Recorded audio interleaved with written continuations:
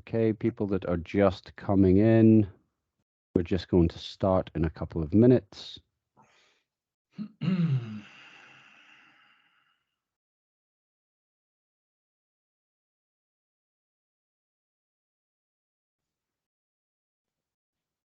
don't know if we're going to get that many more.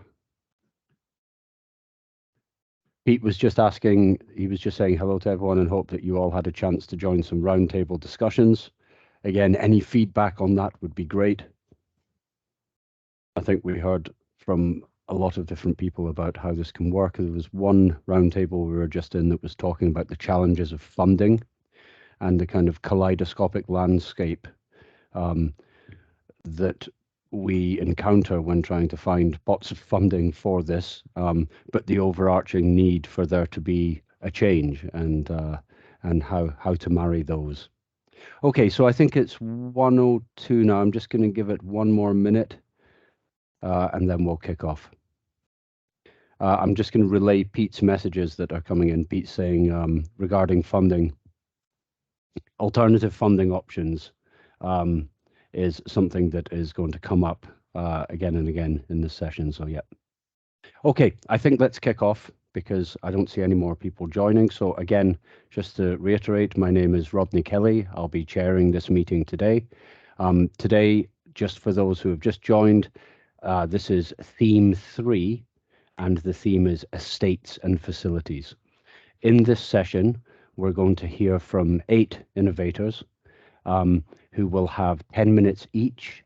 For the innovators that are on this call, I will give you a nod at 9 minutes, so you know you can kind of wrap up maybe perhaps your final slide. So we have 8 innovators. They'll be covering topics from waste to energy, water, and ventilation. So I'd like to invite our first speaker, which is Matt, who I've been chatting to. Matt, would you like to talk about your solution, DeepGreen, and over to you if you'd like to share your slides. Just before I do, if I could ask those who aren't presenting to kindly turn off your cameras just so that we can ensure bandwidth. Thank you, Matt, over to you. Thank you very much, Rodney. I'm going to make an assumption that you can still hear me. Okay, good. That's positive. I know that the camera wasn't. I'm going to put this into slideshow. Can you see a picture of a good-looking man with a Love t-shirt on? Absolutely. I assume that's you. I like the fact that Nigel is nodding that he can't. I like that. Thank you, Nigel. That's an earlier picture of me. My camera isn't working, and I didn't want to restart and miss this opportunity. So you have a static picture. I do exist. I work as the Chief Marketing Officer and Chief Sustainability Officer for a company called DeepGreen that probably none of you have ever heard of, although you may have seen something in the press back in March earlier this year that someone was taking a data center and heating a swimming pool with it. And I'm going to explain what we've done and why that may be of interest to some of you here. Thank you for making this opportunity possible. The agenda says that I'm here to talk about data centers. I'm actually here to talk about health, but also data centers. And when we get into data centers, people tend to cloud over, no pun intended, and become quite disinterested. I'm not really as interested in data centers as I am about the impact that they could possibly have or are having. Obviously, you've been talking about this not only all morning, but you've been talking about it for months and years. The emergency is already here. This isn't a future state. We know that it's here and we need to act. There's increasing instances of phenomena like global warming. In global warming, for example, heat waves, fires and flooding. New data recently suggests that, that there is twice as much tree cover being burnt today as it was 20 years ago, and extreme fires set to increase. This is, for example, and I don't want to go into the sort of fatalistic news feeds. We all understand the situation that we face. I think importantly, certainly from a mental health perspective, 3/4 of adults in the UK would suggest that they're worried about climate change. And almost half suggest that they have felt anxious about the environment in the last month. Now, I'm sure that that would be true of this month, But actually, this report comes from 2021, from the National Statistics Report. And, to be honest, the situation must have worsened from then. We've seen it across our news for the last few months, particularly. And I'm very well aware, because I work in sort of aspects of not only heat, but I also previously have working with people very closely in care, that acute emergencies can cause disassociation and despair. So either people become completely disinterested or relatively impotent, or they can begin to become very, very depressed about the situation that they feel that they find themselves in. But there is another way, and I want to show you that today. There's this idea, I'm not going to go into the detail of it. It's a psychological duality called the Stockdale paradox. On the one hand, being stoically accepting of the brutal facts of reality, and on the other hand, being unwavering in our faith that there is a better endgame. And I think that's where we must find ourselves. So I am both, I'm a realist and an optimist, building beacons of hope. I've just come off that panel call, and what I loved about it is that there's so much intelligent thought being applied to the many ways that we can have an impact, both on public health, but also on planetary health. And these are beacons of hope, and there are many of them. Here's one we built earlier.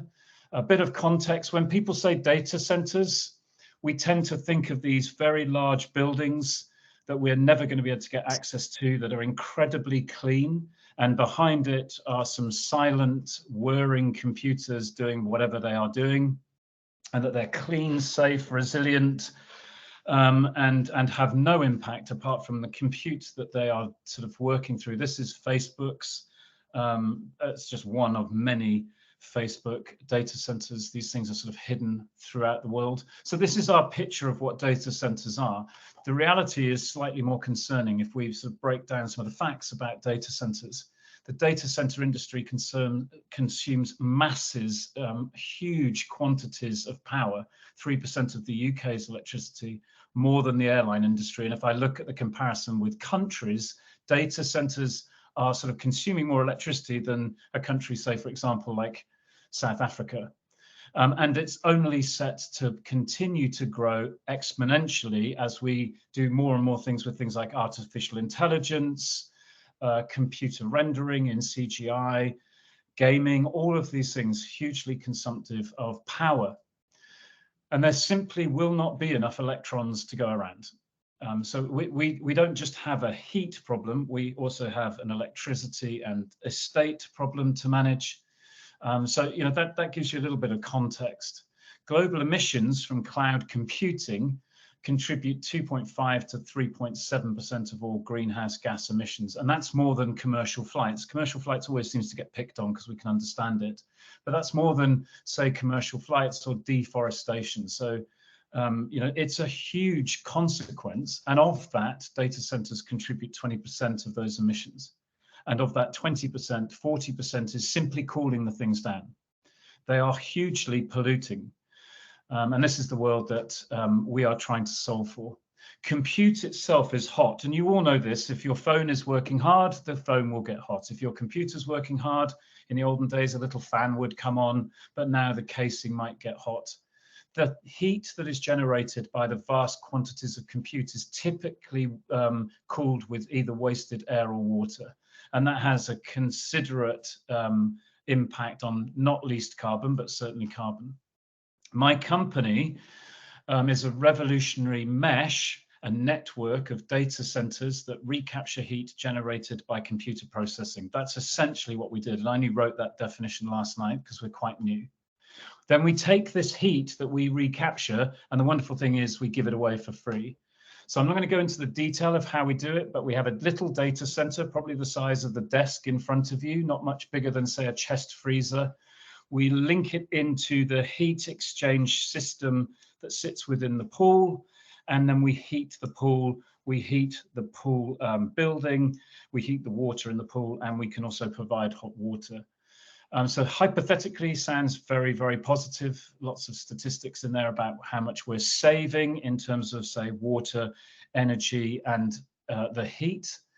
It's beyond a hypothesis. This is Exmouth Leisure Centre, and it looks like very many leisure centres across the UK. It has a little bit of an issue with the price of energy. You can understand that.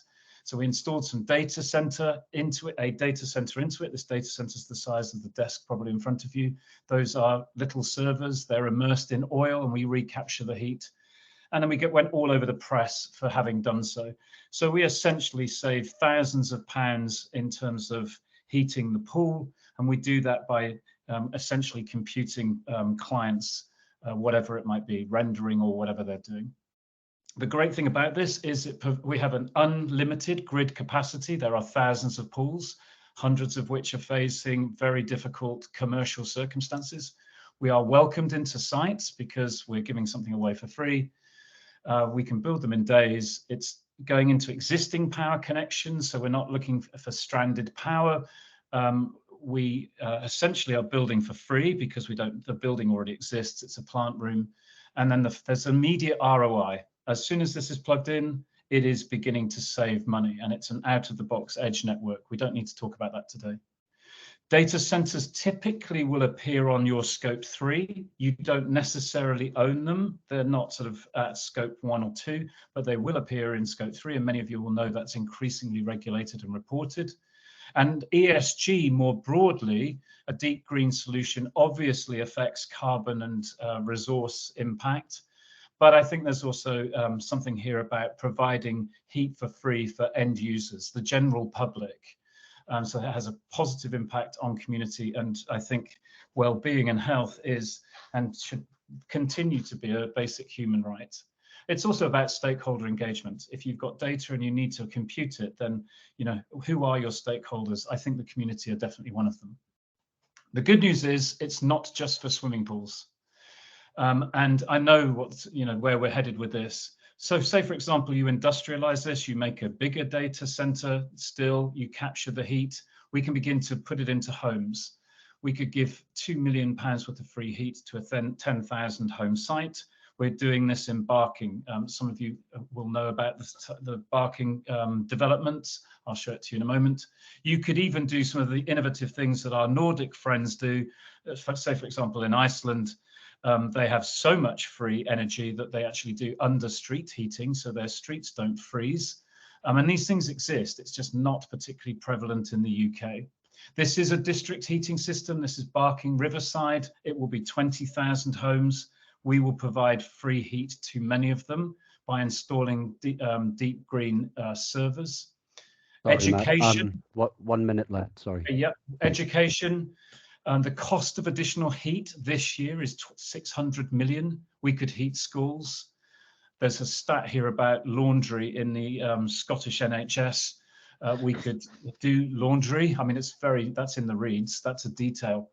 And also things like vertical farms. We don't have time to talk about food production here, but we could heat vertical farms. It's an inevitability in the future. And I know what you're all thinking. Yes, we could heat hospital estate. You already have sort of plant rooms. We simply plug and play. It's pretty simple. So this is a story about health. It is healthier people. I do care about people being able to get access to swimming pools. We want more of them, not less of them. Healthier communities and a healthier planet. But it's healthier compute. All of us, every single one of the companies represented here will have compute needs. And it has got healthier economics. It stacks up commercially, and we're installing as many as we can in the next couple of years. The CEO of Swim England said of Exmouth, this is a game changer, an absolute game changer for us all. And it could potentially be a game changer for any of you.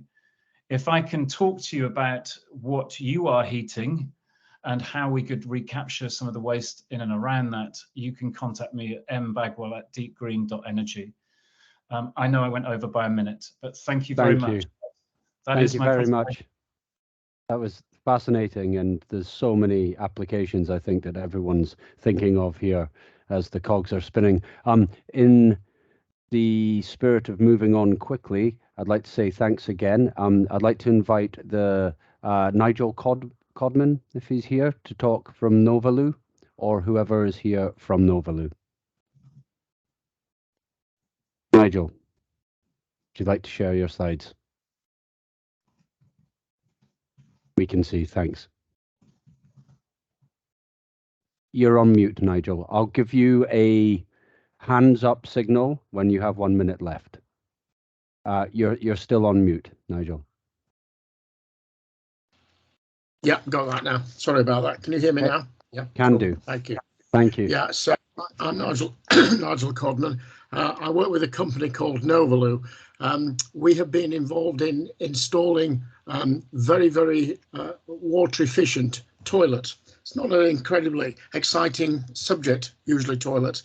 But when you start talking to people like the NHS and you realise that they've got best part of 400,000 toilets that are used 365 days a year, 24 hours a day, then it starts to become an important issue.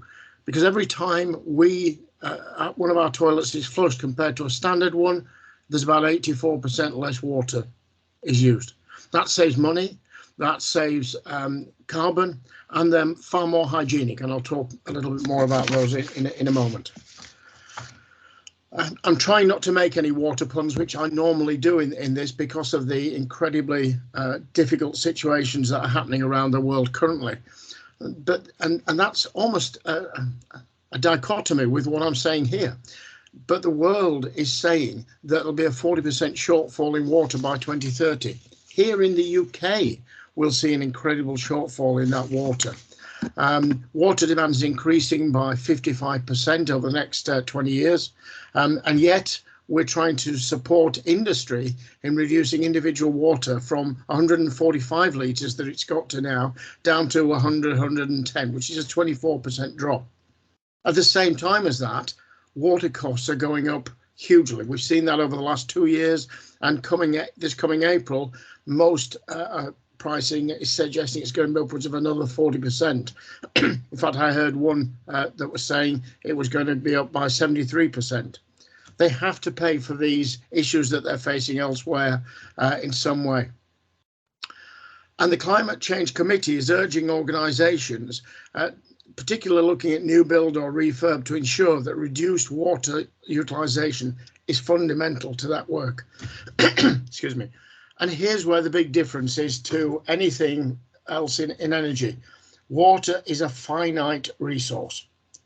There is and only has been so much drinkable water around the world since the dinosaurs. Somebody asked me the other day, do we actually drink the water that the dinosaurs drank and went through them? Yes, we do. It's the same water. There's about 3% of it that's available as drinking water. And it's a cardinal sin. We actually throw 3% of that down toilets. Now, I'm not here to talk about other options that there are, because there are in grey water harvesting. Our toilet can sit alongside that quite comfortably anyway. So in November of last year, the NHS themselves put up a case study on our toilet on future NHS with two main benefits. One was that it was a toilet replacement. It was already installed in various hospitals, and it saves around 80% of water each flush. I'll come to some of the numbers that creates in a moment.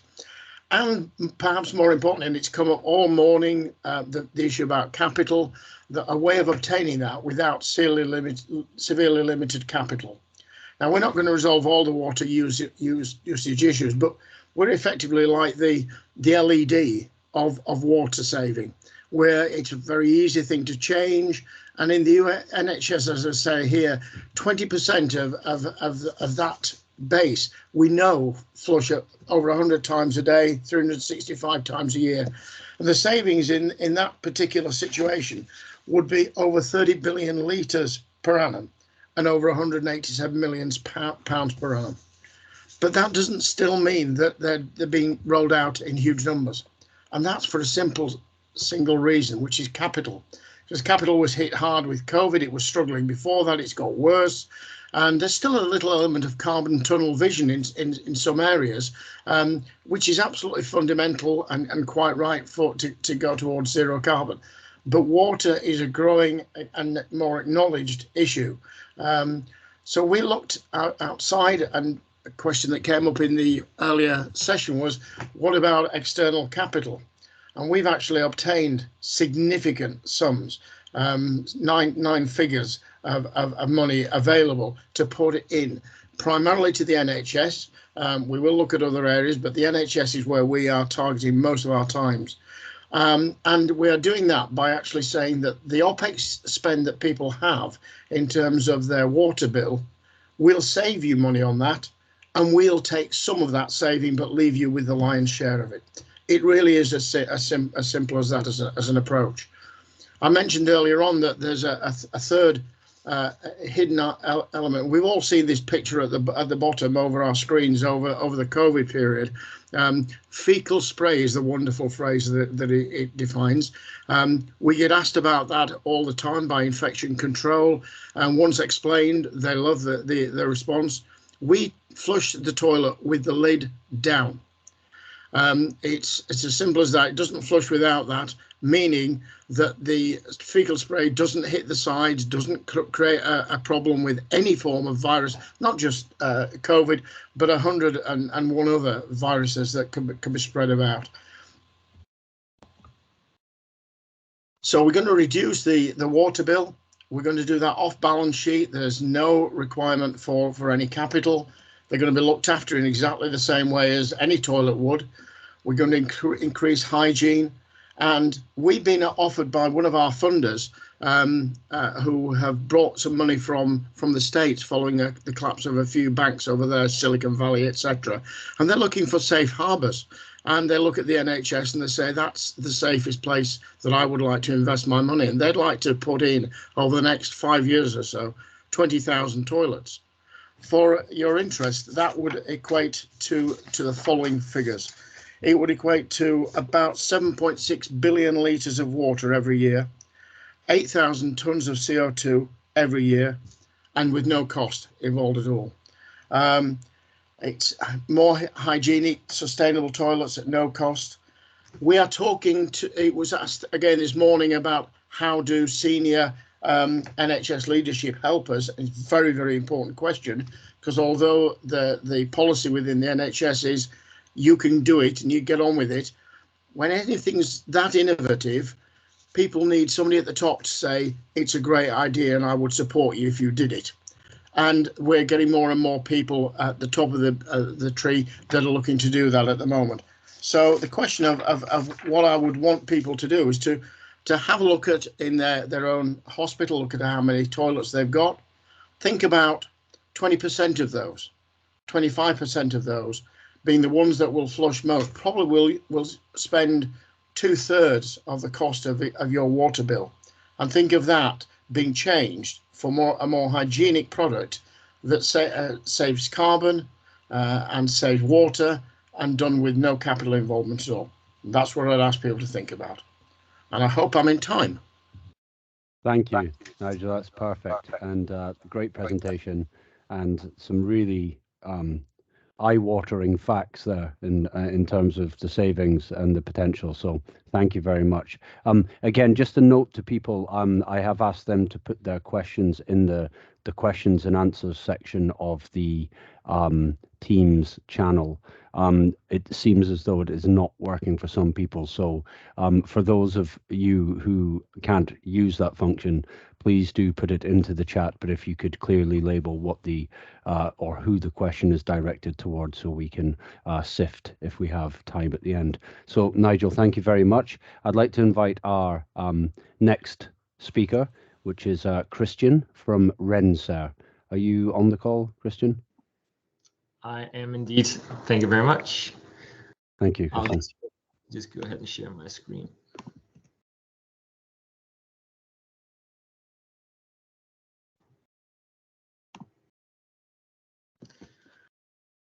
Perfect. I hope you can see that now. Brilliant. So thank you very much for the invitation to this event. I am CEO of Rensair. We are a company originally from Denmark, where we work with the healthcare sector for the past 20-odd years.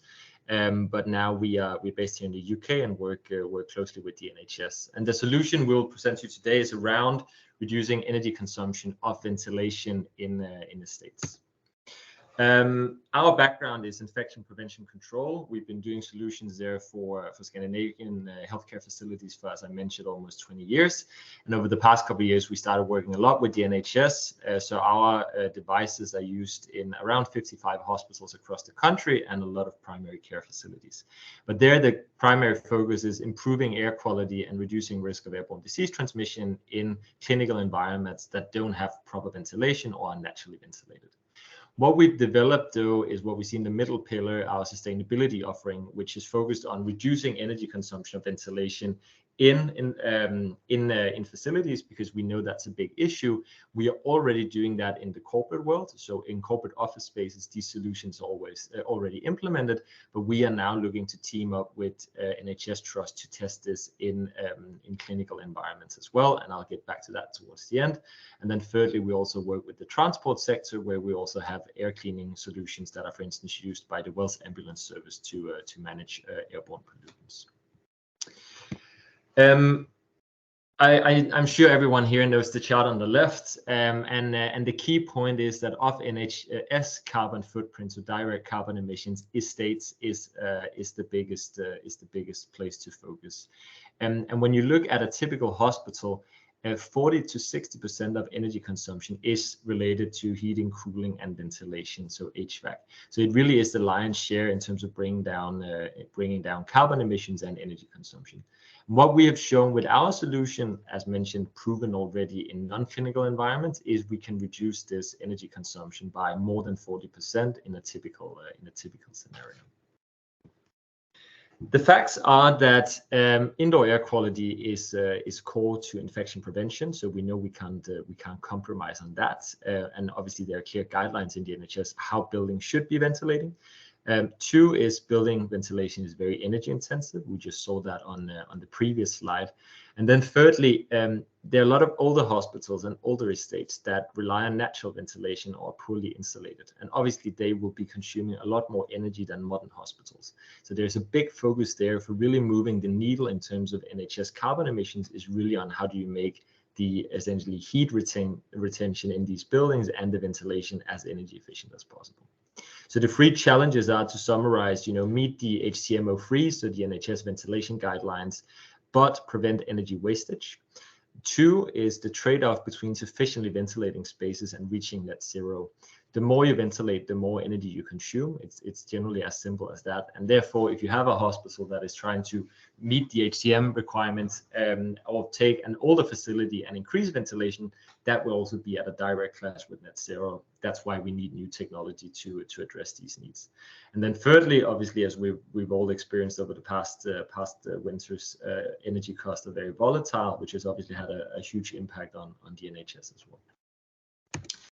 So our solution is called Smart Demand Control Ventilation. And what we've shown is that we can deliver 1 cubic meter of clean air through our system for 9 times less energy consumption than what it costs to take through a central HVAC system. And we, in essence, enable that by recirculating more air inside buildings, so air that already has the right temperature and humidity, rather than purely relying on dilution through external air intake. And by recycling that air, we need to ensure we have good sensors and good data to prove that that air is compliant without pathogens, without airborne pollutants in general. But what we do in essence is what we show on the right-hand side of the slide. We look at what is the total air volume we need to deliver under HCM guidelines. We dial down the amount of external air intake that's required for that, and we then substitute that partly with air purification that's far cheaper to operate. And by doing so, we achieve large energy savings and typically indoor air quality improvements as well, because the air we're taking in from the outside, especially for locations like central London, the outside air is not that clean in the first place. So we will be dragging external pollutants in using a standard HVAC system unless you have HEPA filtration in place.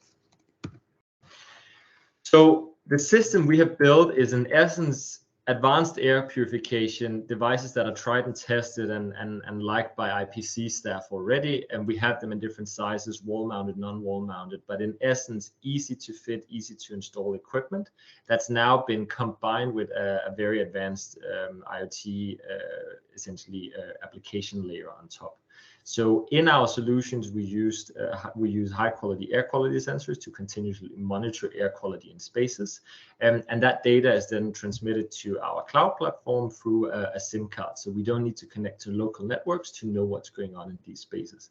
And through our software platform, we can then allow a rebalancing and dynamic optimization between how much air we take in from the outside versus how much we recirculate at any given time. And that is really what unlocks the large energy savings. This is a case study from a Fortune 500 company, and this is not in a hospital setting. This is in an office building, but clearly the NHS estate includes a wide number of office spaces as well. So I still think it's a relevant example to consider. This is a building from the 90s in central London, 1,200 people across 14 floors. We installed our smart demand control ventilation and managed to reduce their HVAC energy consumption by 53%. That's equivalent to carbon emission reduction of 380 tons per year, so the same as removing 50 homes from the grid. And at the same time, we substantially improved air quality in their spaces.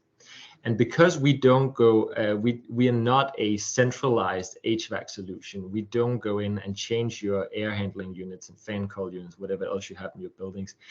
Because we do it decentralized, that allows us to have a building up and running in a very short time frame. So a building like this, from we had the first meeting with them and started doing our analysis to the solution was up and running, we could do in less than a month. So this is really an initiative that can be implemented in a very short time frame and help reduce energy bills and carbon emissions, not this budget year, not necessarily, just the future ones. So where are we in terms of the NHS and clinical environments for this solution?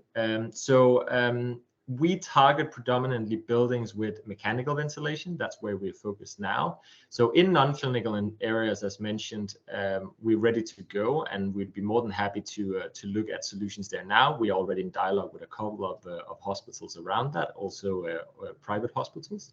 But for clinical areas, that's where we're really seeking partners now for proof of concept. We know ventilation and infection prevention are important topics, especially for IPC staff, and therefore we want to work with trusts that are keen to change procedures and really, take a step forward in terms of sustainability. Work with authorizing engineers and demonstrate how this can also indeed work in clinical environments. For buildings that rely on natural ventilation, obviously where there are a lot of hospitals across the country that still rely on opening windows, cross ventilation, and so on. And we are currently also working with two trusts, Guy's and St. Thomas and Buckinghamshire, on developing a standalone air handling unit that can be retrofitted into these types of facilities. So we are looking for additional partners there as well, but really the key thing for us is now with the NHS in clinical environments, show that this can be a solution that can really address the ventilation challenges that the NHS has.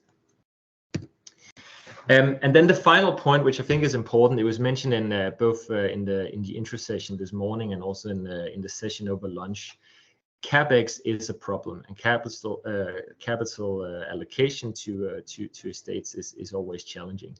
And therefore, we still offer a CapEx model. And with the energy savings we unlock, we know that we can offer very short payback cycles, typically 1 to 3 years. But what we've also now launched is essentially a subscription model or an OpEx-based model for installing these systems, meaning that we reduce the energy consumption of a building. The fees that go to us are more than offset by this. So you're essentially within your existing budgets, but that allows you to substantially reduce your energy consumption and substantially reduce your carbon emissions.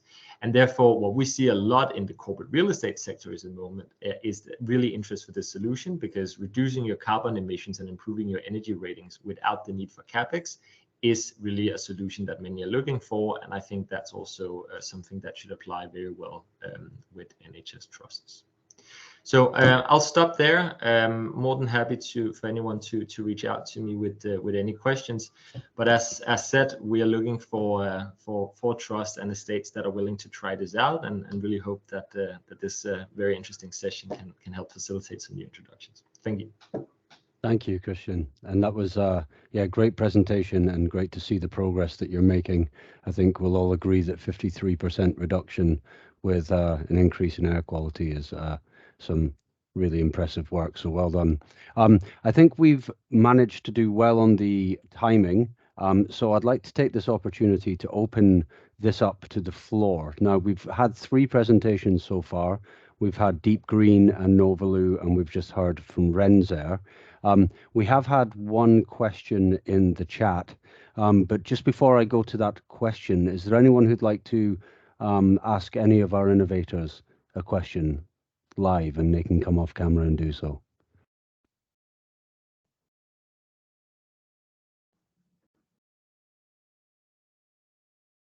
No? Okay, then in which case I'll go to Sam. I believe Sam had a question.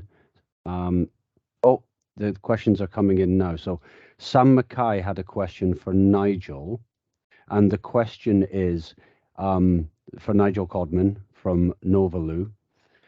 Is there a minimum number of toilets per site for the installation? Nigel, I don't know if you want to come back on camera just to address that, if you're still there. You may have gone for a cup of tea. Okay, if Nigel's not with us, then that's something perhaps we can pick up at the end. In fact, the other question, I see a raised hand. Yes, Pete. Sorry, it's me. Yeah, I was just going to try and help you, Rodney, because there are a couple of questions in there as well. I think there was one earlier from Clare. Just some reflections from my perspective. I've been dipping in and out of sessions, but I did make the DeepGreen one, and I think as I put in the chat, I do like this technology. I'm trying to help as we speak to facilitate a conversation with trust.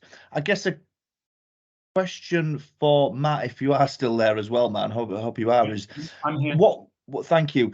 You know, funding's coming up a lot, obviously, and funding, yes. We've just heard from, Rensair about different funding models, but I just wonder, how can we help trusts with the innovation like you've described, which has multifaceted benefits, especially when there are things like heat network funding schemes out there that I've seen. So I guess just to try and make this a better question or a more articulate one, are you aware of funding that can help get these things off the ground? Because obviously we want to try and broker relationships for you as well, and I think some of this has started today, but could funding be a barrier for your innovation, and if so, can we overcome it? Okay. I'm going to be careful how I say this before I create a stampede, Pete, but fundamentally, to the end user host, it's free. And that sounds too good to be true, so it's not entirely true. There are some sort of costs that the trust would have to provision for in terms of, a swap out of a heating system. In the case of the swimming pool, took 3 days to install. So like you're having a new fridge freezer fitted or a new kitchen fitted, start to finish, it's 3 days. Obviously, there's site visits before that, and there's lots of conversations about configuration. But our technology into the host is free. We pay for the kit, we pay for the servers. The end user sort of provides the space, and we provide the kit. Now, we'd have to get into each instance of that, but we will be incredibly well funded. I'd hate to sort of suggest that we're going to be able to do all the pools or all the or all the hospitals and their associated properties in a very short time frame. So I think it's not insurmountable, because we're not asking for hundreds of thousands of pounds to rock in with our kit. We're kind of bringing the kit. We're just asking for the space. Lovely. And actually, now you've mentioned that rings true with conversations that I've had with Mark already. I won't pick on people, but I know there are some NHS colleagues in the room and working at sort of ICB level. And what Mark helpfully sent was almost like a bit of a checklist, because what we heard in the round table at dinner time is there's so many people that you need to bring on board with innovation and change. And yes, obviously it might be the IT manager, but of course there's the estates lead. And I think, Mark has helpfully, Matt, produced a bit of a crib sheet, because I still think we need to handhold helping people understand how this could be implemented. And like you say, sometimes people get very nervous about, like, it's free. The NHS are very skeptical, aren't they? And we've had I think because people have had fingers burnt before as well is the reality. But Matt, I'd love to connect with you outside of this. I'm sure other people would do as well who are joining this call today. My email address up, and people will always have very good questions about how this technology works and how it can be implemented, and we will do our best to answer it. Excellent, thank you. I think Rachel is coming onto camera. Rachel, you had a question. Thanks. Yeah, thanks. Great presentations. I had a question for Rensair, if that's okay. So we are working with some of our local trusts. I work for UCL Partners. We're one of the academic health science networks as well. We've been working with some of our trusts around ventilation and see in lots of those conversations that some of the barriers aren't necessarily in the facts around patient safety or necessarily in the kit either. It's more around the association between ventilation and patient safety puts a different risk profile in how people want to engage. And I just wonder, in the conversations that you've been having and in rolling out your work, if you're encountering similar kind of dynamics and whether that is proving a barrier for you. Sorry, just so I understand your question correctly. So what exactly are you saying is the barrier? So less about the actual patient safety aspect, more about the perception that there could be associated patient safety risk, regardless of whether the facts prove or disprove that. No, that's fair. And I think that's always a challenge with air quality, because it's the invisible one, right? You're not in doubt if your sort of, water is muddy, but air quality, it's very hard to know what we breathe. One of the things we've incorporated in this is more sensor technology, because low-cost sensors are widely available, and you can use that to also report air quality live in rooms. And we've now started piloting putting that on screens, so people actually see what is live air quality like in the spaces where people spend time. So I think I completely understand what you're saying, and I definitely also think that that's feedback we've heard before from certain people. How do you show that air quality is sufficiently good? But from a IPC and a state standpoint, it's around meeting the HTM requirements, knowing that you're delivering the right amount of air changes. And then from a patient perceived sort of safety standpoint, I think it's around education, showing what you put in, having that information either on posters and so on. And then we think, actually giving people live data is probably the best way of doing it, given air quality is largely invisible, right?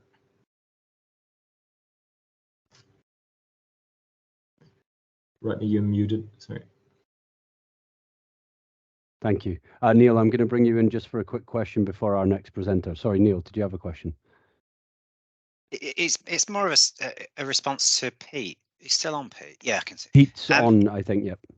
It's just, there's a few things that jump out for me. One of them is, it's exactly what you're saying there around, I don't think trusts are necessarily risk averse, but there is leadership in terms of national estates around, I don't know, giving permission to, or please take a look at this. So I'm really conscious that the National Sustainable Estates team are very much looking at working around what geothermal potential there is in particular areas and whether we can tap into that.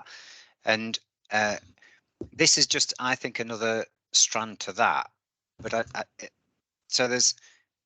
so how do you, Pete, or how do we, Pete, put some of these proven technologies in front of the National Sustainable Estates team in order for them to be able to advocate for it, or be aware of it even, And then the other thing that jumps out is IHEM, which I can never bloody remember the acronym. Institute of Healthcare Engineering and Estate Management. So the IHEM conference does appear to be a very much a coming together of those estates colleagues, and a place where showcasing certain of these technologies, I think you would be directly connecting with estates teams and with estates directors. So I'm sorry, Rodney, it wasn't really a question. It was more of a Neil thinking out loud down his microphone at you. That's a really useful link, and if you wouldn't mind putting the link to IHIM for everyone on this call, I'm sure they'd like to know more about that. But that's great. Pete, sorry, did you have something you wanted to add? Really quickly, because I know you want to keep to time, but Neil, obviously we try and talk to as many people as possible. We make those connections. You're right, there are networks is national leads. The main thing today is what pricks people's ears at what do we want to be telling Ian Stenson and co about the national team who we've had conversations with, and you know what are they not aware of that we're aware of, and vice versa, and then looking at those forums. So like Rodney said, any kind of links, let us know. If you've got networks, let's tap into them, and then we can keep instigating this topic. Wonderful. Thanks, Pete. Nigel, I'm going to bring you in, if you don't mind, after we've had our next couple of presenters, just to give them a chance for the people to present to the people that are joining on time for these specific innovator showcases. So if you wouldn't mind staying online, and we'll address your questions then. Thanks. So next up, we have NuGreen, and Clare Atkinson is going to talk about her solution. Clare, thank you. I'll leave it over to you. Good afternoon, everyone. I've got a quick presentation, so hopefully there'll be time for questions at the end.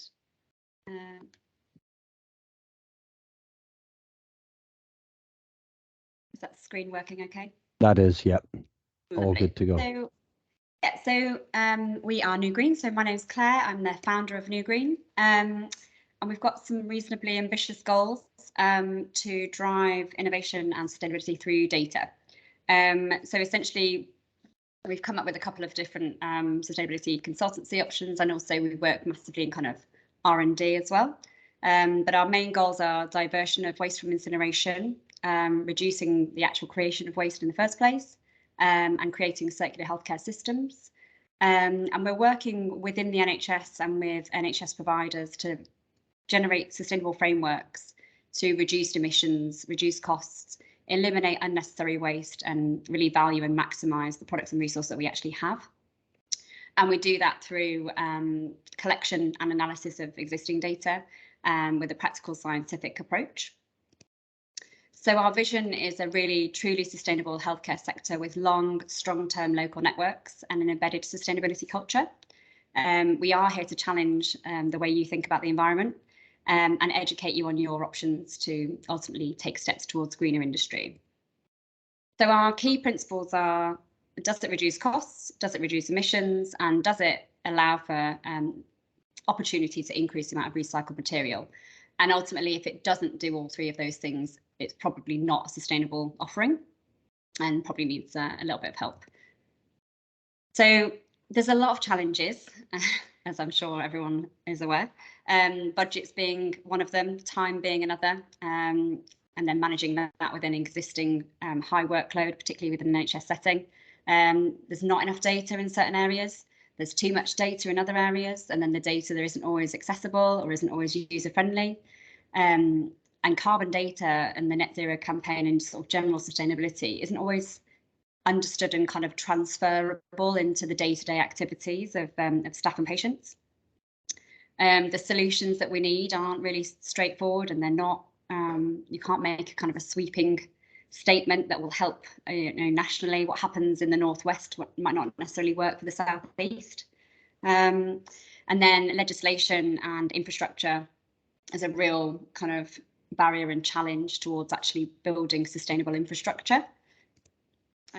But knowing what the challenges are ultimately means that we can start to look at the solutions. So although we know it is a really challenging space, and there's often a compromise, something works for someone, but there's something that maybe falls down, that you can't always tick all the boxes. But ultimately, if you use the data to drive some of the decision making, you've got a better chance of building a sustainable model. And ultimately working within a community such as this, the HSN gives us a really strong opportunity to do that. So our main approach in terms of sustainable consultancy within the NHS is our audit approach. It's a 4-stage approach where we go in and we collect data through waste audits, procurement audits, stakeholder interviews, and researching sort of workflows on different departments.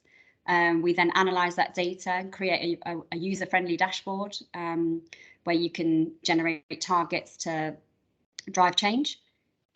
We then help you to implement that change by creating change campaigns, delivering education, and giving you all the kind of visuals, marketing materials and support that you would need to actually deliver those changes. And then we come back and make sure we've actually done the work we said we were going to do. So giving you enough time to educate people, deliver the change, and then coming in and re-auditing and making sure that, you know, ultimately you've saved cash, you've saved carbon, and you're on your way to hopefully some really innovative and strong recycling opportunities. So data is really important, and unfortunately in a lot of areas there isn't enough of it, and that's one of the areas that we're trying to bridge the gap in. So it has to be site specific. You can't generalize that, oh, just because this happens in endoscopy here, that it'll happen the same way somewhere else. You need real-time data, so you need to understand, you know, what's actually happening on the site to generate the types of waste, for example, that are being generated. Why are things being overused, underused, etc. And it needs to be practical. So there's no point having reams and reams of data if no one knows how to interpret it. And ultimately, the solutions need to be practical as well. So the dashboard, this one is purely a waste dashboard. So this gives you a summary of kind of what's in the right bin, what's in the wrong bin, what does it cost you for putting it in the wrong bin and the right bin, which areas of that site are doing well, which aren't, and if they all aligned potentially to 2020-60 with the HTM, what kind of savings could that you know, generate for your site? And obviously having that detailed report gives you the opportunity for other, you know, lots of different people to interact with that data, not just necessarily estates, but actually individual departments and ward managers. And then obviously over time, the more data you get, you can see who's improving quickly, who's maybe needing a little bit more support, areas that are stagnant, and making sure you can intervene at the right times to generate change. So yeah, and then the final bit, so once you've done your change campaign, your training, making sure the visuals, not just generating visuals for the sake of sharing a message, but making sure actually we've done the behavioural study and they're fit for purpose, whether it's, you know, a dementia ward versus a children's ward, that kind of thing, or if it's in the community versus an acute ward. And also circular thinking, so actually scoping for the introduction of autoclaves or single use versus reusable, that kind of thing, but using the data to drive that. It's not always a cut and dry opportunity. But what we promise is to develop quality data that is site specific, that will help you to drive cultural change. A combination of hopefully larger scale infrastructure pieces to help with recycling, but also some smaller ones that are kind of community based, where actually a little bit of waste that you've got could be really useful for a local business, and kind of driving that community side of things and that network, and ultimately looking at the flow of materials and decarbonising the supply chain and reducing overuse, making sure that we're not throwing things away that haven't been used as well. Why 4 stages? Because you can't just give people data and hope that they'll get on with it, and you can't just put systems in place and hope that people will learn how to use them. You have to have a baseline of information, and that's where the data comes in. If you don't know where you're up to, you can't measure it, and you definitely don't know if you've improved. So you need that baseline of information. You then need the education to help drive the change, and you need the visual prompts to correct behaviour, or, you know, make those touch points on site. And then ultimately, we need to make sure that we've done the work. So coming back in and re-auditing, make sure that we've done that. And then the final slide is just really, you know, I think if I can say anything to anyone about sustainability, particularly within the NHS, when budgets are, you know, a constraint and time as well, I think if you can think about culture and the kind of a holistic approach to sustainability, we know that culture is a massive barrier to sustainable change. And I think the UN Sustainable Development Goals are a really good kind of steering point. The website does have some really solid advice and kind of interactive things that teams can do. And ultimately, you know, we've seen where that holistic environment starts to take place and people start to understand the fundamentals of what sustainability actually is. It's not just about recycling and about plastic and about carbon, it's about all of those 17 areas. And when you start to do that, you start to get a better working environment, you get better staff retention, you get more connection to the community, and you kind of drive this momentum. And if you can get to the point where the staff are coming to you saying, oh, I think we could probably save some cash here, and it's probably going to reduce carbon as well, and oh, this could be a really good way of recycling this material, you know, ultimately that's the kind of the goal. So yeah, that's everything from us. If you've got any questions, I'd be happy to take them. Thank you, Claire. That's very insightful, and I think there's a number of people on this call who, looking at that dashboard, would be interested to know at a more granular level, or even perhaps a holistic level, what's going on and where they can pinpoint and understand the areas that need addressed. Chris, I'm going to bring you in a moment, but I just wondered if we could use this time, Claire, before we go on to the next presentation. Your questions, the questions for you, I think, will bunch into after a couple more presentations. But just so we're kind of not keeping people on the call unnecessarily, I'd like to address the questions that were asked of Nigel, who is back on the call. Nigel, while you were off, we had a couple of questions that we'd like to just very quickly pick up with you. Claire Topping had asked about what is the cost sharing model and how is it measured? And she's interested in the Propel Air as a trial to prove if it works. But basically has the cost has been an issue. So I don't know if you've just take a couple of minutes to address that. Claire, I don't know if you're on the call, if you'd like to come on camera. Yes. For Nigel's reply. Can you see me now? Sorry, I just lost signal there for a minute and my back online. Claire, yes. Sorry, this was, I believe, Claire Topping, I believe it was.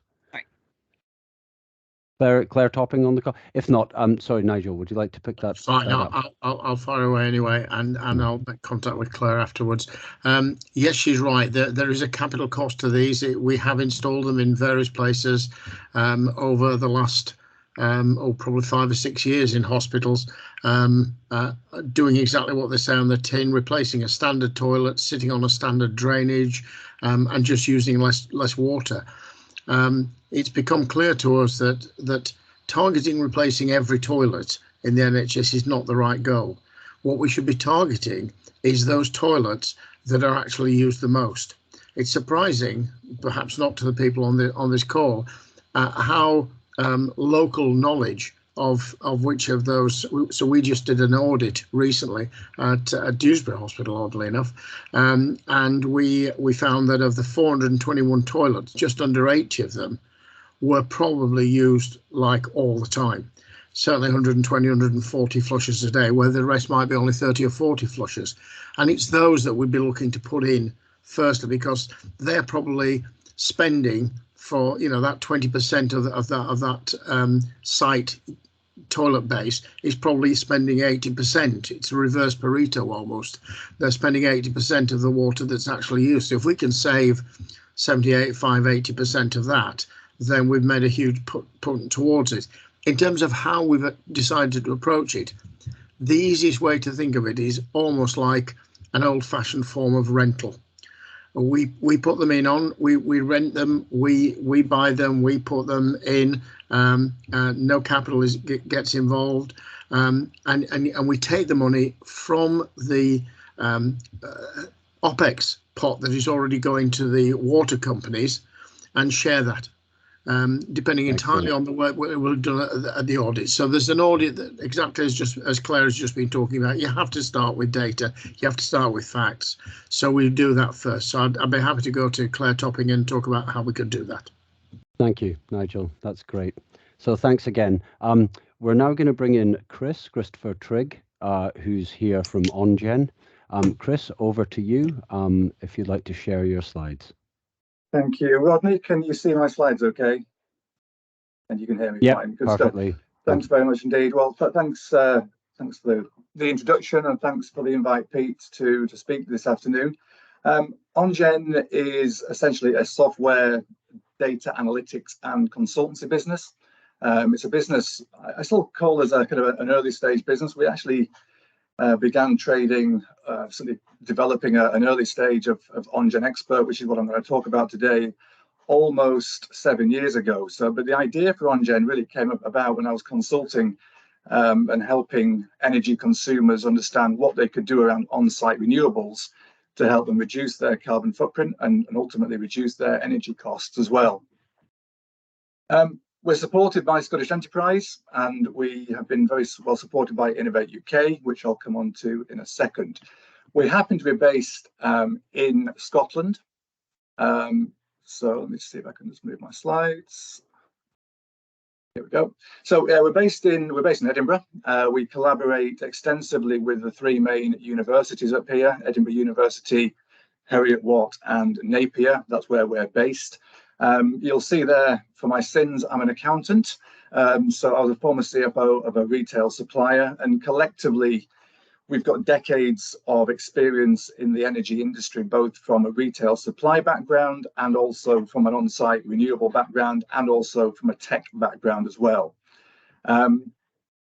OnGen is essentially a tool that we've developed to really exploit the opportunities around on-site renewables. And we look at various drivers for that. Why should we be looking at on-site renewables?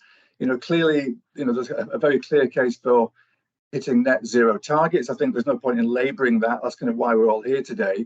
I think one bullet point that's maybe missing from the slide is health. The health benefits that the NHS is also advocating for using renewable energy as opposed to burning fossil fuels.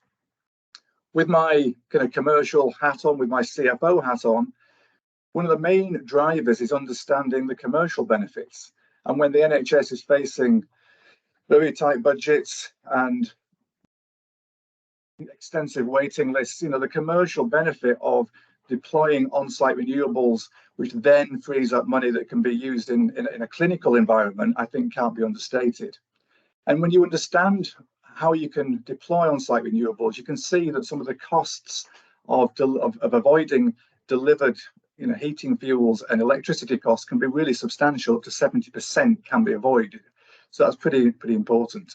And then obviously, we've got the stick, which is regulation. We've got a net zero target, clearly.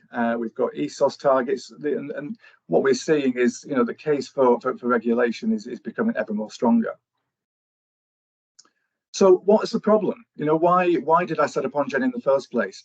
Well, the reason really behind it was, as I say, maybe 10 years ago, when I was acting as a consultant, was looking at multiple technologies, because it's quite a complex subject to look at multiple technologies, and the cost of doing that can be prohibitive for many organizations. The other challenge we find as well is that to find an objective feasibility assessment actually can be quite hard to find, because quite often what you might see, and again, I come from a background of being head of finance of a solar installer, is that quite often you will see a feasibility study carried out by an installer, but it doesn't necessarily achieve that kind of aim of being, is it truly objective? When you have an installer who are selling a particular technology, there's always a tendency that they'll be promoting their technology and their particular manufactured product, and usually it's the biggest system that they can sell. That isn't necessarily going to be the best option for the energy consumer. The other challenge is, we see quite often single technologies are looked at in isolation, and being able to combine technologies in a hybrid system is really important if we're going to achieve a net zero target and also achieve a return on investment. So what we've developed essentially is an AI-driven cloud-hosted platform, and it's all about data.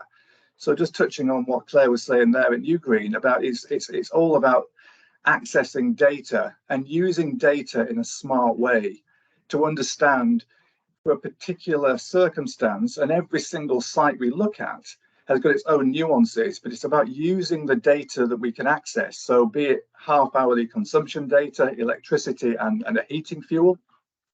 Doesn't always have to be gas. It could be some different heating fuels. We've worked extensively with the NHS in Scotland, where gas isn't their primary heating fuel. They're actually using oil, for instance. But it's about using data, energy consumption data, and then augmenting that with other data sets such as solar irradiance data, average wind speed data, average temperature data, and also combine it with some geological data to understand how do we harness the energy in the free feedstocks around us to deliver a hybrid solution that is right for that particular energy consumer. There's a big focus, and again, this sort of touches on my background as a finance professional. It's all about the return on investment. It's all about presenting what's the best business case for that client.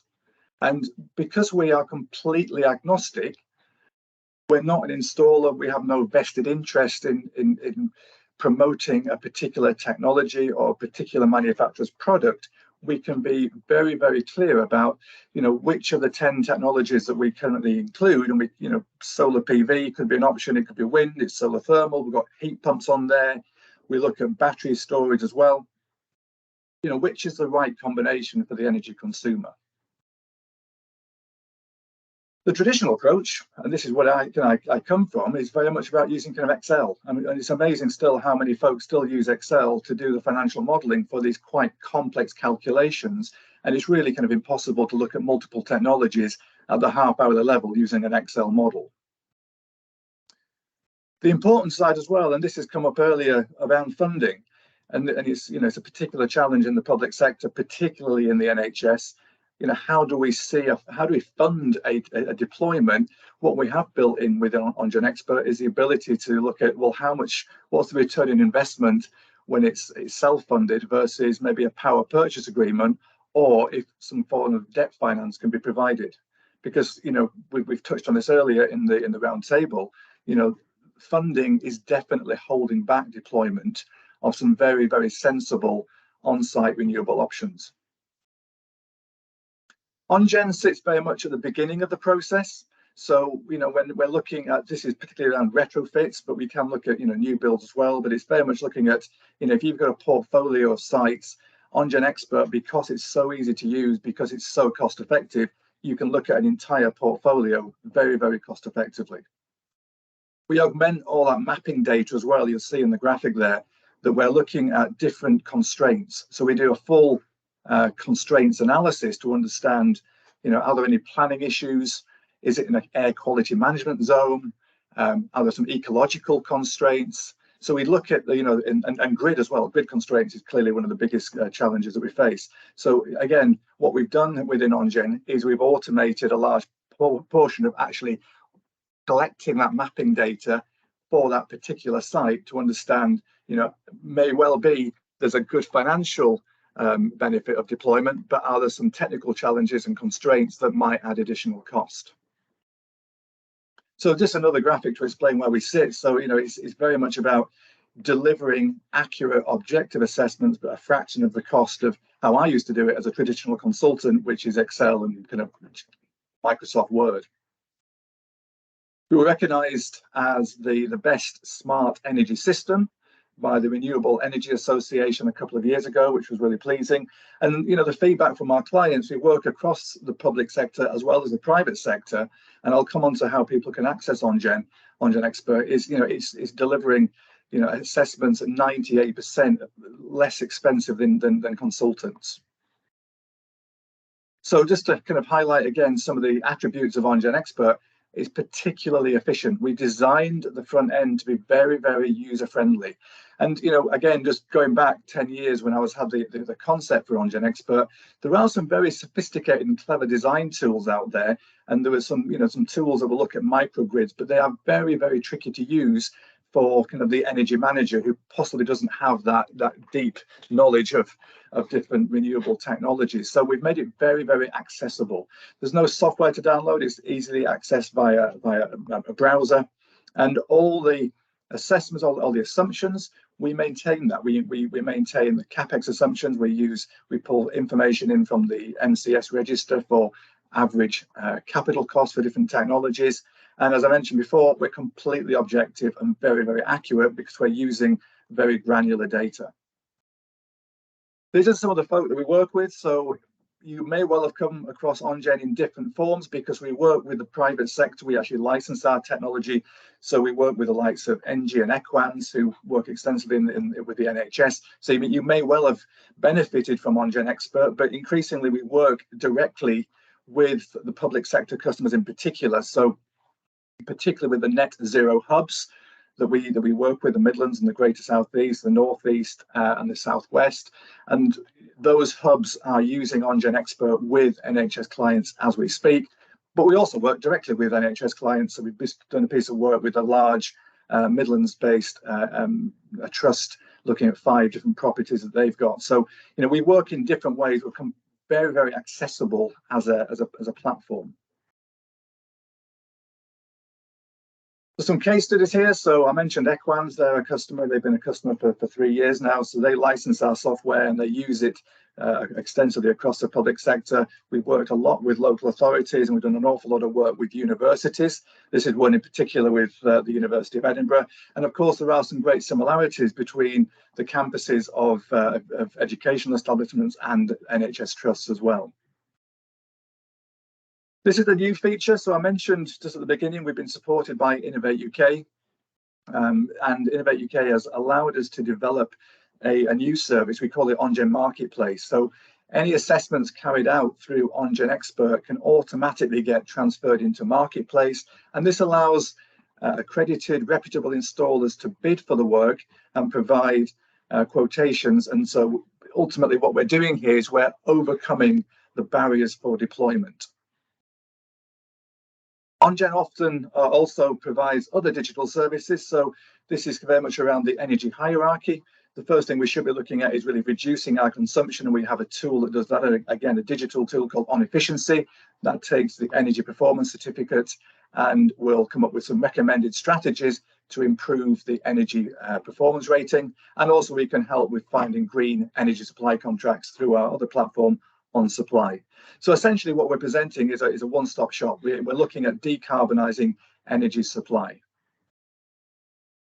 I'll end there, and we've got a couple of minutes for any questions. Thank you, Chris. That was really informative. And I think those assumptions that will be put into the system over time will, on your back end, be accruing and will be becoming more accurate, and that will provide the rationale for a lot of the funding challenges that we've been discussing in some of the breakout rooms earlier today and in the main discussion. So thanks very much. If you don't mind, Chris, if you wouldn't mind waiting till the end of the next presentation, just so we can keep the time, and any questions that come in, I'll address together with you and NuGreen and Ortus at the same time. So thanks again. That was a great presentation. Next up, we have Ian Johnson from Ortus Energy. Ian, are you on the call? I think it's going to be myself, Peter Daley. Peter, great. Okay, thank you. So Peter's going to talk about Ortus Energy. So over to you, Peter. Thanks. Thank you. Ortus Energy are a company that provides solar solutions for commercial, industrial, educational and social establishments. We have quite a large fund. We've got access to over £200 million to put solar PV on the roofs of buildings in the UK at no cost to the off-taker. I think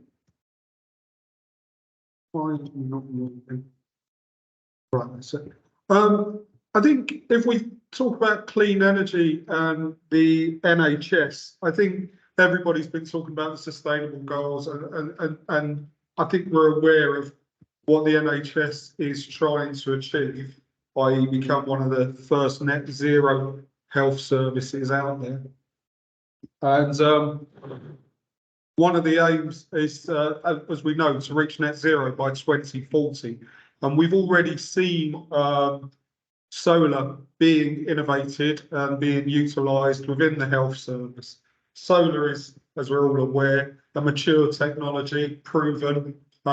It's one of the cheapest forms of electricity generation at the moment. And so we've seen a Morrison's Hospital in Swansea built a solar project, and they aim to save sort of nigh on £500,000, but given the energy price hikes that we've seen, they've been saving closer to £1 million a year. And now we've also seen a hospital, Cottingham in Castle Hospital in Cottingham, East Yorkshire, is being powered totally by renewable energies. So we have seen renewable energies becoming a bigger part and now being utilised within the health service, but there are challenges, and I think the challenge that everybody's mentioned on almost every topic at the moment is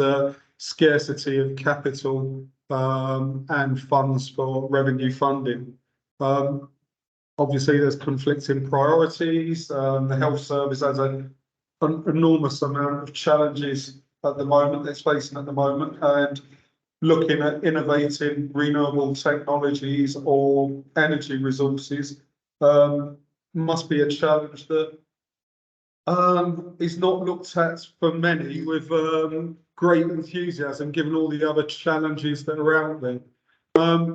The other thing that is really kind of popped up recently as well is renewable energy guarantees of origin are no longer going to be seen as a way forward and a way to prove green energy use and the cutting of carbon emissions. So I think this is where we as Ortus and our offer could make sense to many hospital trusts out there. What we have is slightly innovative, but there's nothing in there that is not known commercially and industrially. There's nothing there. All the bits that are put together are not hugely new. What we offer are power purchase agreements. There are only three ways, generally there are only three ways in which you can fund a renewable system, and that's either with capital expenditure, which we're saying at the moment is quite challenging. There's asset finance, but that does mean that you're creating debt. Or there's a power purchase agreement, which is what we offer, which is where we or a company will provide an energy generating asset and sell you the energy over a long contract period. So how we would do that at Ortus is we are talking to 3 hospitals at the moment, and the way we go about it is not particularly frightening. What we require for the initial conversation is just an idea of the buildings that you would consider putting PV on. Then we can do a very rough and ready desktop analysis, so I understand the scale of what could be put on and how much would be produced. Once we've done that, we can start a conversation. Then we would then look at half-hourly data so that we could then size the system to the roof and to actual use, energy use within the hospital or the buildings of the trust. Once we've done that, we would install, maintain, monitor that asset for the lifetime of the system, the lifetime of the contract. Contract would normally be 20 to 25 years, and that would allow us to offer a very low cost PPA and that security of energy cost over that period of time. The example here is a hospital that we looked at, we're talking to at the moment, or one hospital within a trust. And on that building, when we looked at their half-hourly data over a year, and we looked at what could be generated in that locality, we decided the best size of PV installation would be sort of just about 3/4 of a megawatt. The hospital would use 100% of that energy, given their historical energy use, and 20p kilowatts. The system that we put on and the size and their offtake meant that we could offer them a PPA of 12 pence per kilowatt hour. So there's a 40% saving on the energy that they're consuming. And in the first year, that would equate to a saving of over £50,000. That system would only produce 10% of the energy they need. So that while there's a 40% saving, it's a 40% saving of 10% of their total energy. But as I say, that was still £50,000 on this building alone. And if you have a look over the 25-year period, you can see that the total energy savings were sort of over £3 million for that building alone. And that is running, our PPA costs would increase by 2.9%, and grid prices would be increasing by 5%, which is what OnGen suggests as a reasonable energy price rise scenario. And as we say, that would be taken off at starting at 20 pence for the current energy prices. At the moment, we're seeing many people paying quite a lot more than that per kilowatt hour. But that gives you an idea of the level of savings that could be made from a PV system. That is it in a nutshell. The idea is that the only cost to the hospital trust would be the cost to look at the contracts, to engage with lawyers to determine whether the contract was fit for purpose, and they were quite happy to enter into that arrangement. The other risk, obviously, for a hospital is there a likelihood that energy prices are going to reduce below that of the cost of solar-powered electricity? At the moment, I think you'd be hard pushed to find anybody that thinks that there's going to be cheaper energy prices from the grid. And in terms of on-site energy production, I don't think there's many cheaper options than solar out there at the moment. So it is long-term. It does come with those two minor caveats and risks, but a long-term option, and the way in which I would kind of leave it is, rather than thinking about it as a renewable energy installation, it's the purchase of long-term cheap green energy, which makes it a simpler concept, because I think the real challenge is people aren't used to on-site PPAs, so it's quite novel, and then that's something that the legal departments have to get their head around what that looks like and what it actually means. But in a nutshell, hopefully I've explained what our PPA is. Thank you, Peter. And I'm sure there's lots of people on the call from the respective NHS systems who have looked at those three options of capital expenditure and asset finance, and understand that this is another option, and have looked into the funding options and trying to understand what the appetite is for the respective trusts to enter into these agreements. But that's a good way of explaining it, so thank you. I'd like to use the time before 2:30 just to circle back a bit and take any questions that we may have for the three innovators who have presented. So that would be NuGreen and OnGen and Ortus Energy. If you're still on the call, I haven't had any in the Q&A section on the Teams message, although that's been fairly idiosyncratic in terms of how well it works. So is there anyone on the call that would like to pose a question to either Claire or Chris or Pete, who has just presented?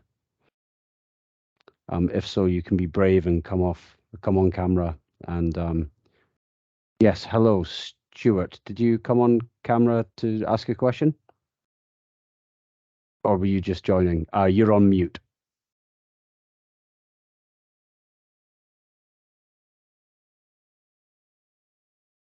Oh, you're off mute now, but I'm not sure if we can hear you. Can you say something so we can? Yeah, sorry, no, I've literally there I've literally just joined and it was just okay. taking a while to load in. So apologies for interrupting.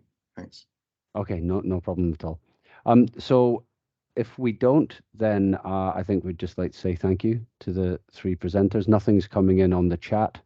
If there are, please do send them to me, and I can follow up with them. So we're a little bit ahead of time, but thank you. I see Guy has just joined.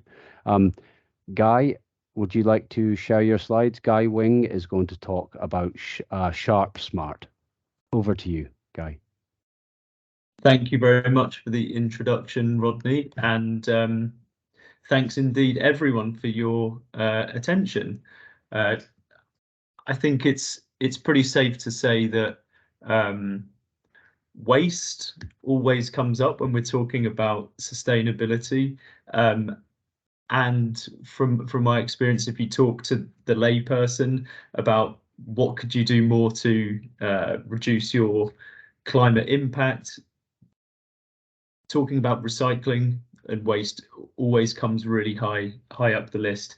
This is because it's very visible. It's something that people can relate to, whatever realm they work in.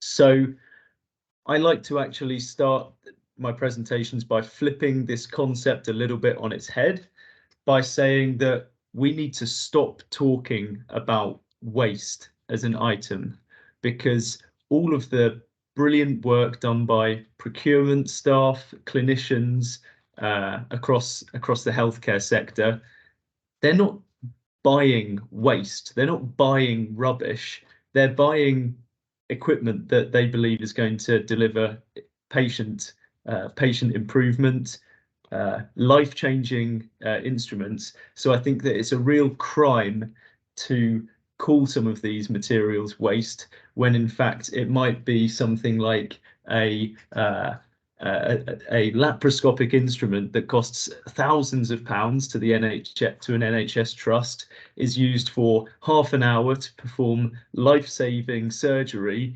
and then it's discarded as waste, as a problem where the treatment of this item has a massive impact on carbon footprint, because it's normally treated through high temperature incineration, and the energy going into making it also has a huge footprint. So I think it's very careless to describe things as waste. So I'm going to start by flipping that concept on its head and saying that we want to talk about NHS materials.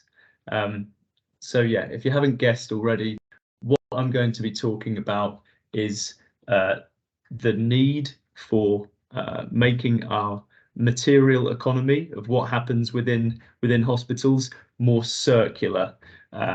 So, you know, welcome to my presentation. I promise I'll keep it within 10 minutes to allow a bit of time for questions, and I'll give a call out for some collaboration on things in the future. So a little bit about the company I work for. Normally I'd start with that, but I thought that by this shout out for getting rid of the word waste, that just trumps everything. So Sharpsmart are the pioneers in, you guessed it, reusable sharps containers. We've been on quite a journey within the NHS, and as it stands, we have a presence with our reusable sharps containers in about 40% of NHS acute trusts. This growth has been absolutely fantastic in the last 20 years, but it hasn't been a smooth ride. So a lot of what I want to talk to everyone today should resonate with you if you are a supplier of a medical equipment, or if you are a user or procurer of medical supplies. Hopefully you can relate to these ideas and understand what impact it has on the infrastructure within the hospital, and why it's so important to think about circularity and work as a team. So yeah, the journey is Sharpsmart actually is an Australian company. It was founded based on the need to design the safest sharps container, and this was in during the AIDS epidemic in the 80s. A container was designed by our founder that had 13 inbuilt safety features that prevented things like the overfilling of sharps containers, removed the need for manually attaching the lids onto sharps containers, enabling them to be carried safely, giving them a greater capacity and a wider aperture so that a syringe, needle, sharp can be disposed of really safely in the patient environment. As it happens, if you're going to build a device with 13 inbuilt safety features, it's not going to be a use once and then chuck into an incinerator type of piece of equipment. So all of our containers are manufactured from ABS plastic, and they have been rigorously tested so that they can be decanted and washed and reused 500 times. So massive investment has gone into the research and development on designing the safest sharps container. And to give you a typical example, on a 500-bed NHS hospital, the transition from single-use containers to Sharpsmart will result in about 30 tons of single-use plastic being removed from the supply chain each year. So it has a massive impact, as I mentioned, on safety, but also on sustainability. And it's the sustainability and the fact that this is such a successful reusable product within the NHS that I think it can pave the way for the introduction of other reusable items within hospitals. So yeah, just to sit there and appreciate the journey that we've been on.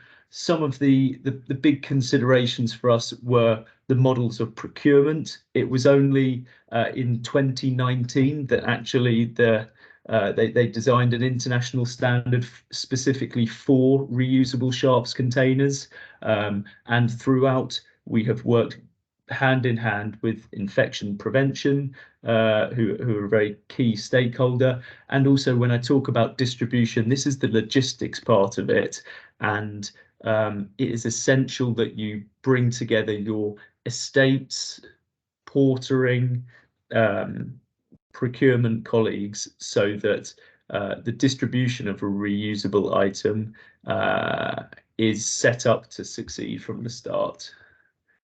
So I'm going to talk about some of the barriers to material circularity in the NHS. Don't want to focus too much on the barriers. We want to talk about the success stories. But as anyone knows, waste is a category.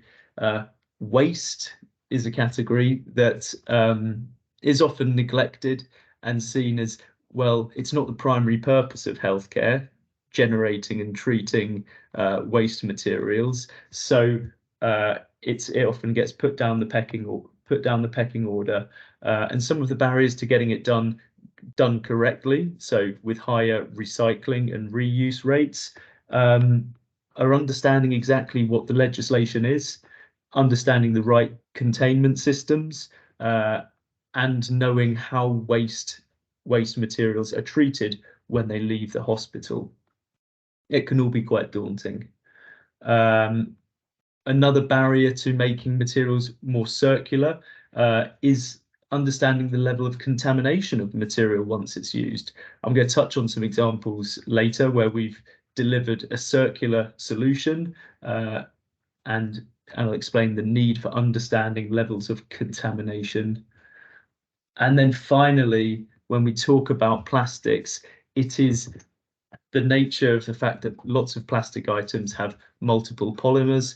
From listening to one of the colleagues from Healthcare Without Harm earlier, I'm aware of initiatives to remove things like PVC from consumable materials.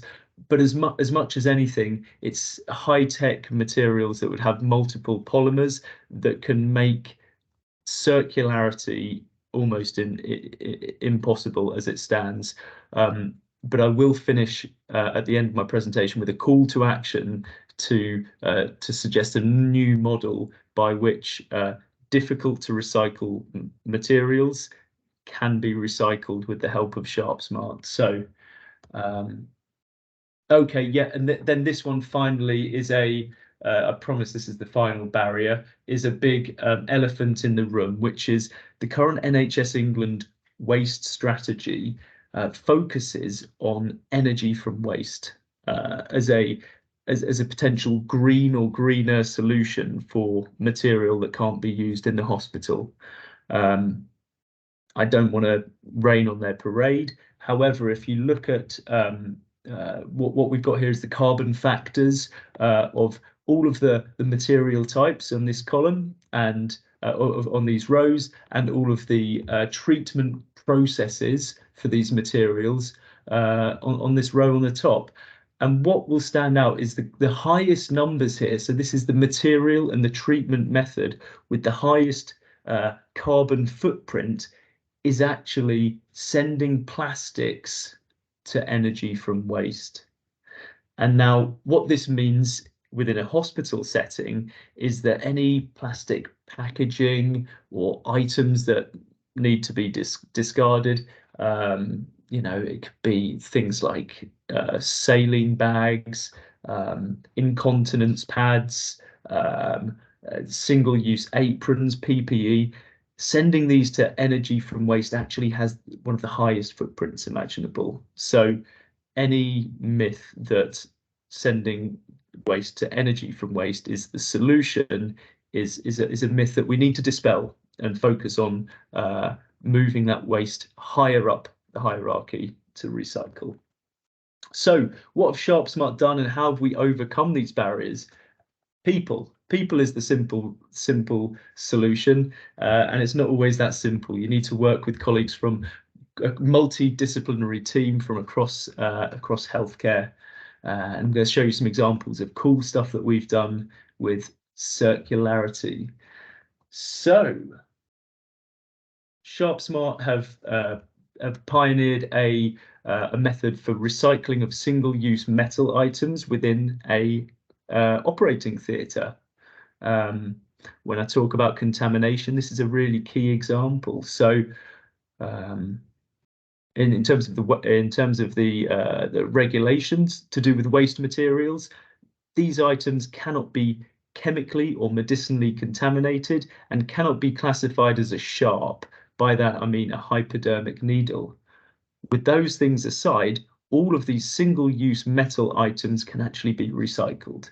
So here is one of our reusable containers with a foot pedal, and here's a sample of, this looks like in some sort of podiatry clinic where we've collected a load of scissors and forceps. Should these items actually be reusable? Ideally, yes. However, with the status quo of the NHS, they do purchase a lot of single-use metal instruments. This poster's got an indication of lots of the items which come into theatres. These are collected, sterilised, and then recycled. So a very, very simple solution. Another way that we've achieved circularity is trying to make things standardised.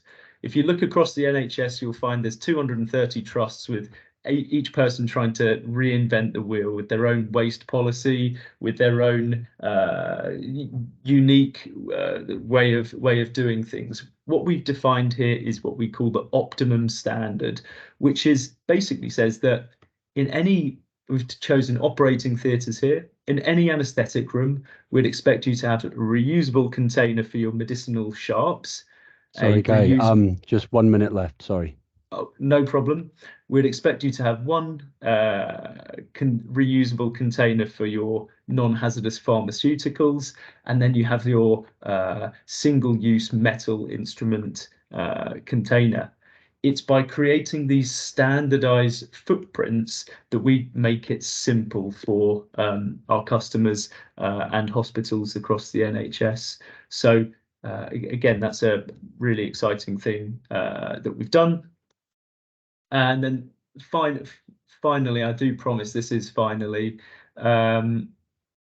some of the ways that you can achieve circularity. We want medical suppliers to talk to us to see, can their items be recycled? We can facilitate with that.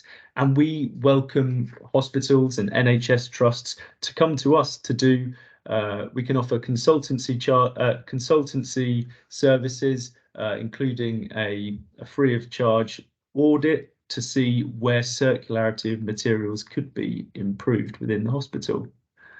So I've outlined the next challenge. Thanks a lot for listening. You can scan this QR code to connect with me, and of course I'm open to any questions. Thanks Rodney and the whole AHSN for putting together this cool day. Thank you, Guy, and that was really informative. And I love the use of materials rather than waste. I think that's a very key point. And on your final point about there being an opportunity to look and have those within the hospitals identify what can be brought into the circular economy, that's a key point that I think has come up today in terms of there being from the grassroots a call for areas to be made more green. That's focused in a number of the discussions we've had today. So Guy, thank you very much. For our final presentation today, we're going to be looking at a innovation called SmartCool. I'm not sure if Stephen, if you're on the call. I am. I arrived early. Wonderful. We're a couple of minutes ahead of time. After Stephen's presentation, again, Guy, if you could stay on the call, and we can take some questions from the audience. So, Stephen, if you'd like to share your slides.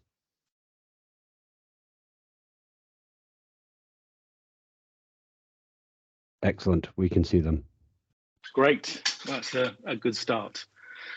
So thanks very much. I wasn't sure if it's an advantage or disadvantage being the last one of the day. I was half expecting my time to be constrained, but you finished everyone well on time. Thank you. So I'm here to talk about SmartCool, which is a cost reduction, carbon reduction, energy reduction solution focused specifically at heating, ventilation, air conditioning. The agenda's quite short. My presentations are normally 30 or 40 minutes. I've tried to condense it into 15. So first of all, I just want to tell you a little bit about SmartCool. So we are the developer, manufacturer, installers of what we think is a very unique energy saving control solution, specifically focused at how can we make cooling plants work more energy efficiently.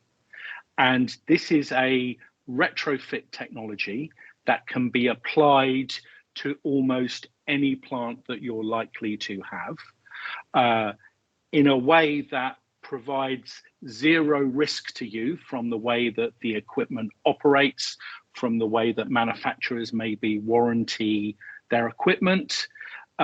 It works with whatever existing building management system or control systems you may have, and gives a fairly rapid return on any capital investment, anywhere between 2 and 3 years. So we make a couple of different products. I'm going to talk to you very briefly about them. We have something called the Eco3 and something called the ESM. Our company, for some reason, loves acronyms. I'm not sure why. The Eco3 is targeted at small commercial refrigeration, maybe walk-in cold rooms or other refrigeration systems that you might have, maybe body stores. It also works on split air conditioning and multi-split air conditionings. So that's heat pumps that do provide heating and cooling systems. It's IP rated, it can be mounted outside. It requires little or no configuration. It's almost install, press the button, and away we go, and has almost no downtime when we install the equipment. The other product that we have, the ESM, is for larger cooling systems. So these could be large chillers that you might have, or larger refrigeration systems where we apply these to the outdoor chillers. To give you some idea on how much energy these products save, typically an Eco3 on a small system is going to save anywhere between 15 and 30% of the energy consumed, and an ESM maybe 10 to 20%. And there are some key things that we should think about, especially when we talk to building operators who may have invested a lot of time and money in controls of building management systems. The SmartCool equipment does not replace these existing controls. It works with them and provides energy savings over and above that may already be achieved through good control. Our touch points on cooling plant is very minimal, and it's always on customer side touch points, so that things like manufacturer's warranty remains intact. Primary control of the cooling plant still remains with the user or the building management system. We're not dictating temperatures. We are optimizing performance at the temperatures that you want. Because we are retrofittable, it's very easy to prove savings. We follow one of the international monitoring and verification protocols when it comes to demonstrating savings. You can switch us on, you can switch us off, and you can compare how much energy is being used. And probably one of the best features is that all of our work is done back of house. We're either on the roof of a building or in a service yard. We're not inside buildings, inside clean areas, inside operational critical areas where we could be interrupting, daily operation. So it's all done back of house with no impact on operation in the building. There's a really quick slide here. I've condensed maybe 15 slides into one, really just to give you a flavor on what our control systems do. And if you think about any piece of HVAC, there's one piece of equipment in that uses the most amount of electrical energy, and that's the electric motor for the compressor. So SmartCool's view is that this is where we should be focusing our energy saving techniques to get the biggest bang for your buck.